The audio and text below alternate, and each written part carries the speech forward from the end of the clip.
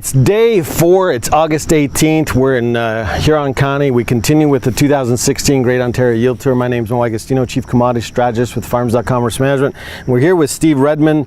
I don't think I have to introduce Steve. I think a lot of you folks know Steve from Hensall Co-op. Steve, on our tour this year, we're seeing a lot of variability from county to county, farmer to farmer, field to field. We're seeing some disease pressure on the corn. We're seeing the tips not filling out as much as, but you tend to get that in any year, but maybe a little bit more this year. We had very dry summer. Finally, we get some late rains. What do you think? Is it dry weather that's causing it, or is there other reasons that may be causing some issues this year?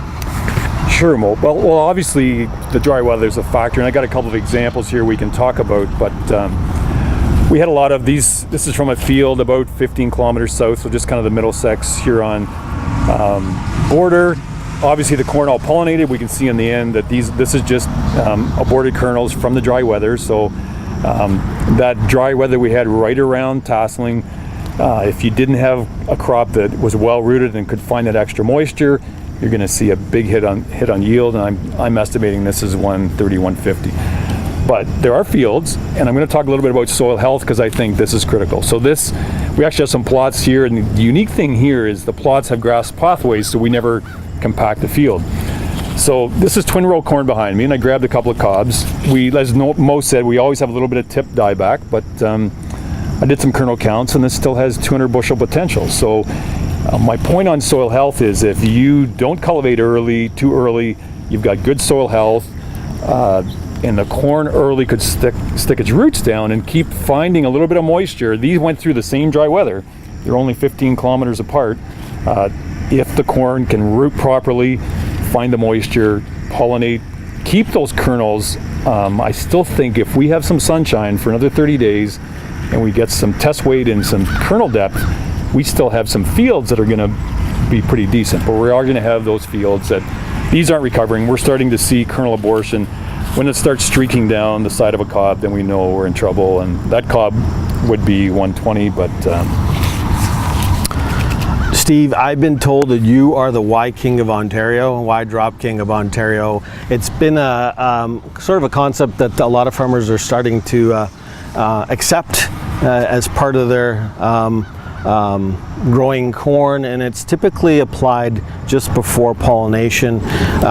Explain to the farmers of Ontario why you should be doing that.